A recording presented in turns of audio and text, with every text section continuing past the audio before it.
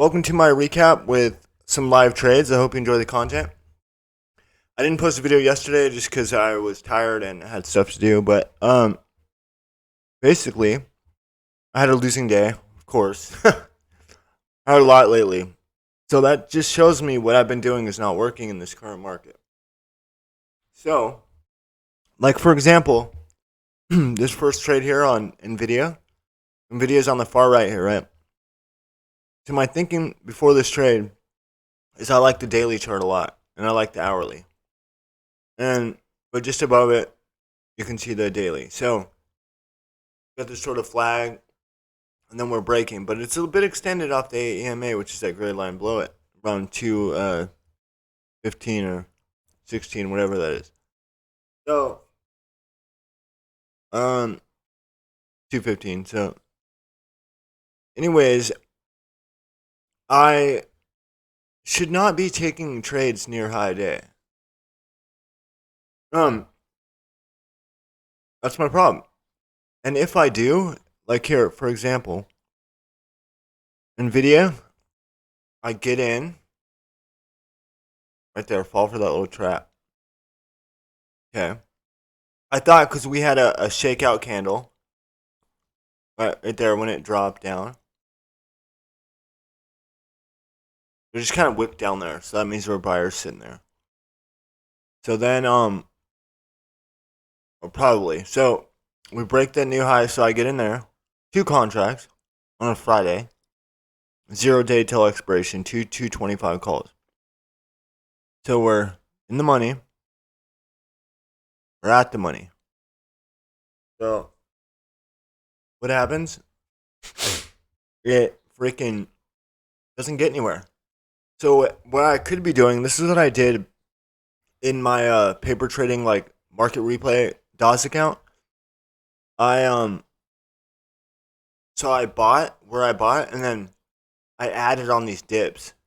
So when we dipped there, I added right there, about right there, one contract. Or I did the equivalent of delta in shares, and then boom, there, add right, because these are like shakeout scare candles in this sort of a flag pattern.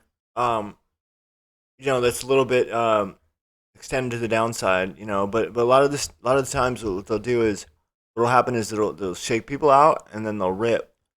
So if I would have added, got in, didn't work, add, then my average would be somewhere around here, and then about somewhere about here, and then boom, add on a pot or scale out on a pot, and because it ends up rolling back down. So it instead of getting out right there for $1.03 average, so I lost $77 per contract average. So but instead of losing $77 per contract, I could have made like $100 a contract, or at least $80 a contract. That's a definitely more aggressive approach, but it's something to think about because I've seen this happen a lot. Like where I replay it the next day or that day, and or even just looking at the chart and I see like, dang, I could have made this happen. And I learned this from a trader. I can't remember his name right now, but he's this Asian fellow, and he is a counter trend trader. And let's say that something would just drop like a couple points, where like a few percent, and it'd be really extended to the downside. Would scale in. He would add in a couple thousand shares, and then it would drop, and then like it would drop to a point where like he knew, he was very confident that they were just scaring him out. Like it just flushed hard, and he added heavy when it flushed hard. Like it was dope how he salvaged the trade and made it like a nice winner. I was like feeling it. I was at the edge of my seat watching it, but he knows that you buy on fear and sell on euphoria. If you're a counter trend trader, and I'm not necessarily a counter trend trader at all, but I'm kind of like a I don't know. I try to look at it both ways, and what I'm doing is not working in the current market environment. So it's something I'm keeping note of, taking note of. So I had done video trade. I was a loser, so I lost $154. And Tesla, I lost $40, 39. Um, Amazon was a nice set. I tried to get filled on that Amazon. You see right there, 861, right?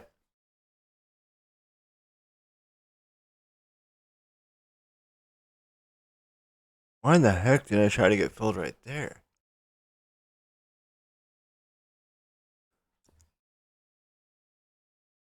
Um, 3310 put.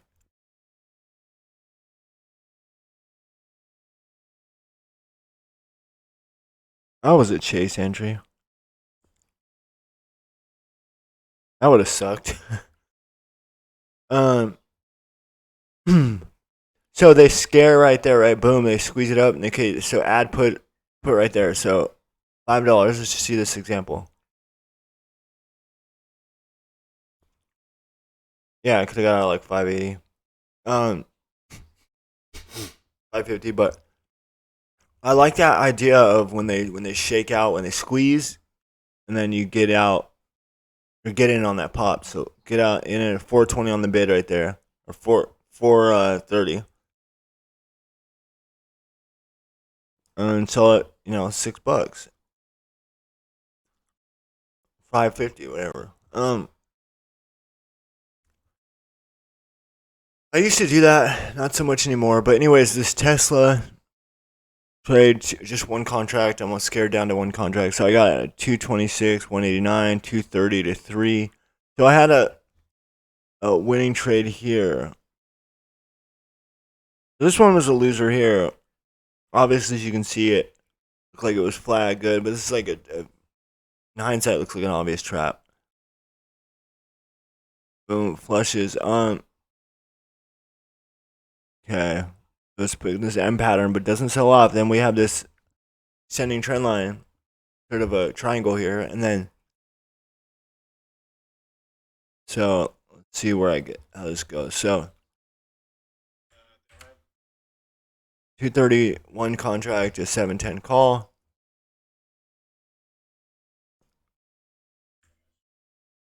It looks strong here. The good relative volume. What we don't see as often, especially in Tesla lately, is relative volume peak, and then get higher the next candle. Excuse me. Next candle gets higher. Next candle gets higher. Till it peaks, which is like classical technical analysis, when you can see a volume. I don't even know the word orgasm or climax, whatever the heck. Hi Stinky. Anyways, Stinky's back. Hi. Here to chew on my mic.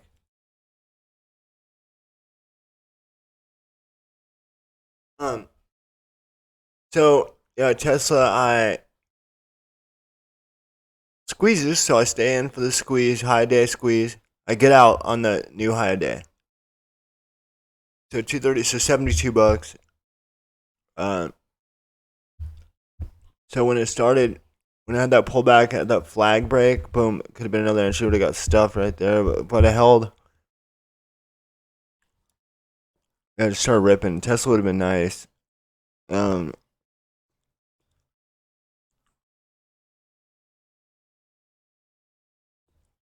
I started looking at puts there, but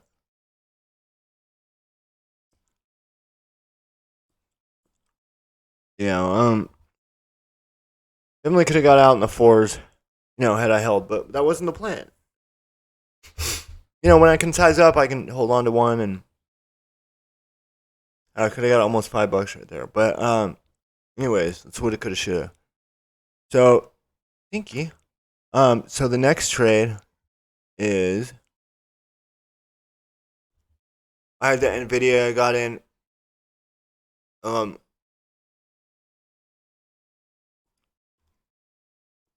10-10-47.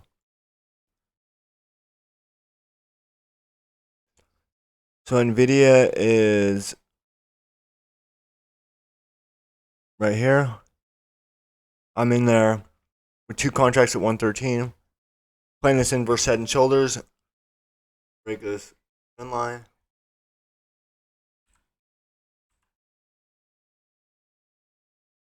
And you know, as you can see in my executions, I get out there one, and then one more 20 seconds later, 19 seconds later. And that ended up going a lot higher, but or a decent amount higher. So then at a zoom, I got in 156, got out at 156. So I played this breakdown of this bear flag, sort of slash head and shoulders pattern, or this rising wedge, whatever you want to call it, ascending trend line break. All kinds of patterns in one. So I get in a 340 put. Okay, so I was thinking right there, I'm still good. I could have added there maybe, but I just get out because it was moving too slow for me. I just didn't, and the spreads are wide. So I got out at break even, or $1 loss minus commissions. And then Zoom ends up breaking down a lot from there. But that's all I have with that one. So the next trade I have is Zoom there. Then I bought Amazon at 97, 3,300 put.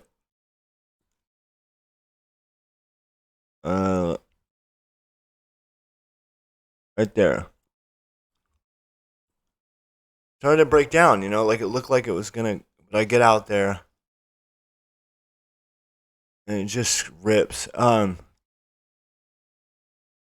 bought 25 shares of BBIG. Ended up making like $20 on that or something. 25 shares, like, you know, not bad. Actually, I had a limit order to sell a dollar higher, dollar per share higher. So I made $25 on that. That's after hours. It ended up squeezing like I would have made $50 more had I just held, but whatever or more depending on. I think it's going to be a good short. BBIG is going to gap up to be a nice short. Monday potentially. So Amazon sold for 50 cents. So I lost 47 cents on that one, $47. Riot, I bought 5 shares. I thought the daily was the 5 minute. I thought the 5 minute chart above there was the daily, so I thought, okay, cool. I'm gonna risk to the lows right there, and then, nope. But then I realized there's not. I'm still in that VVOS put, $5 put, until September 17th. It's working. The chart looks heavy. Sam, I was telling a family member, it looks like a buy on the daily here. A lot of room to the upside. And Solo, I bought 100 shares of Solo.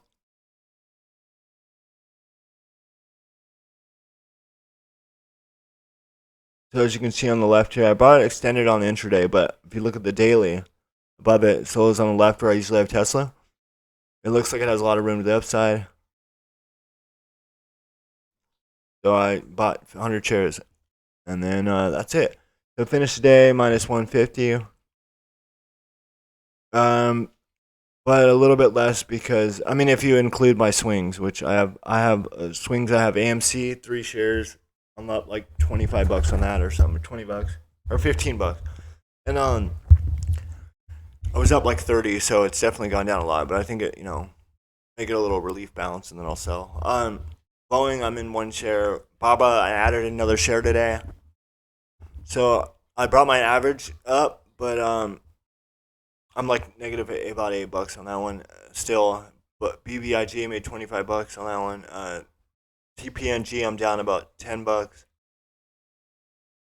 Pen, I'm up like uh, $5, $7 or so for one share. Riot, I'm down like $3. Solo, I am about flat, a little bit up, a couple bucks up, I believe. So yeah, HYLN looks good to the upside to me. Um, Definitely has some room to the upside. Up like 769. Has a lot of room. Bullish to me. So, but that's just me. I'm a better. I'll tell you one thing. I'm a better swing trader with shares, 100%. Scalping is not my thing lately, especially lately. I have my moments. I have a month here, a month there, green, but not by a lot. Swinging, I always like when I first started trading. My first few months was swing trading slash investing, and I did pretty well. And then I got dove into scalping and been losing ever since, except for like 4 months total. And not last month. Last month I've been doing pretty bad, but last few weeks at least. Yeah. So my goal for the near future is to swing more and scalp less. So yeah, I'll keep you updated. Thanks for watching. I appreciate you. Hope you have a wonderful day. Goodbye. Goodbye. Goodbye.